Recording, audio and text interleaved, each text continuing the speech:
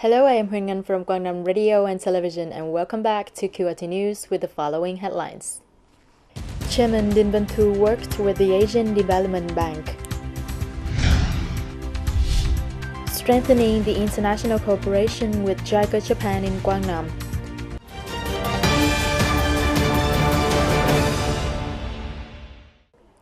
To discuss about the financial demand for projects of the province, on the afternoon of January the 17th, Chairman of the Provincial People's Committee Din Văn Thu and leaders of relevant departments had a working session with the Asian Development Bank (ADB), led by Mr. Norio Saitel, ADB Deputy Country Director in Vietnam.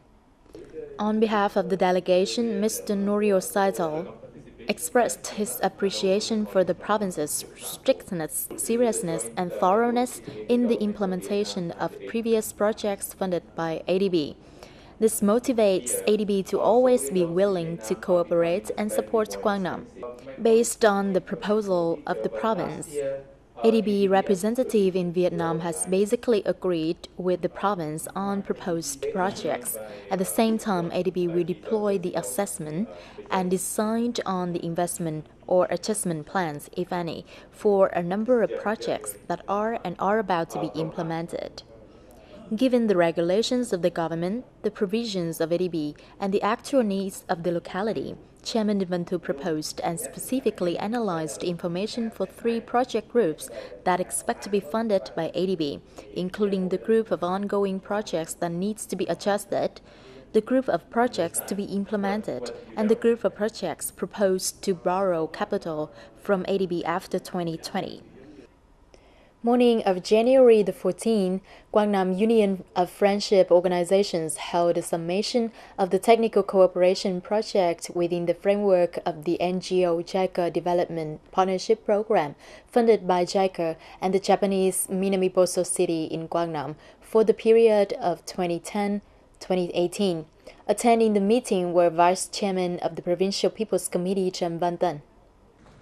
The project is implemented through 3 phases, which are local economic development with community participation based on the experience of the Minami-Boso City on the road stop, local economic development by promoting processing, branding, and distribution of agricultural products and handicrafts with the road stop as the starting point, and finally, developing sales channels connecting locality and products and tourism, expanding safe vegetable production, and developing traditional handicraft products.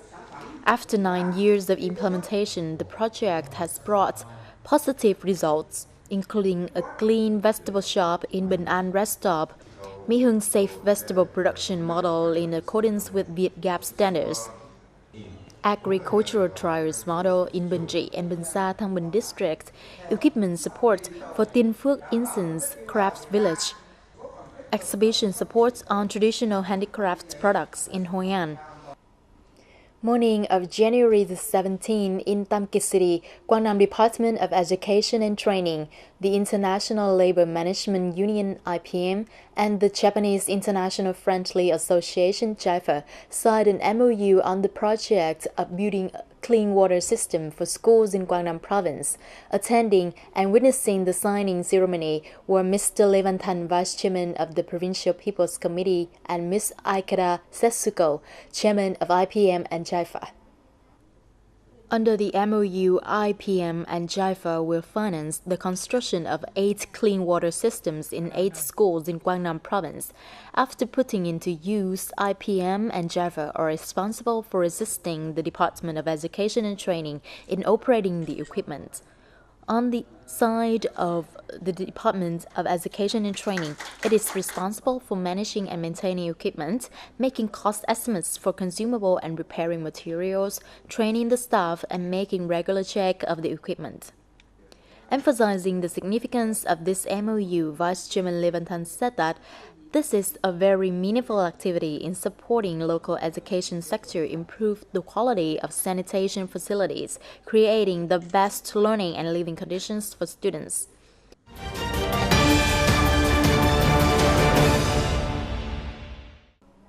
To honor artisans in traditional flower and bonsai planting villages and introduce the famous ornamental kumquat growing profession that creates a unique brand of Hoi An to visitors. The kumquat festival these days has brought many emotions to the growers and a warm spring aroma to everyone.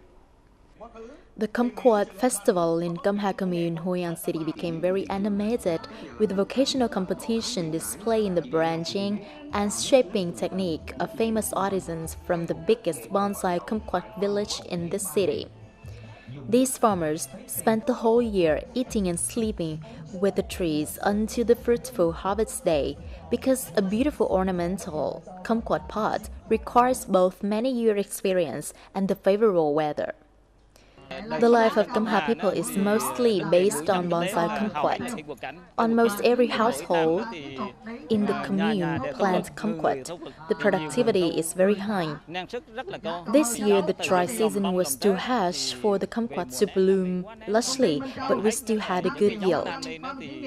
In recent years, Hoi An City has facilitated people in production land and the access to new methods to apply in the plantation and taking care of ornamental kumquats.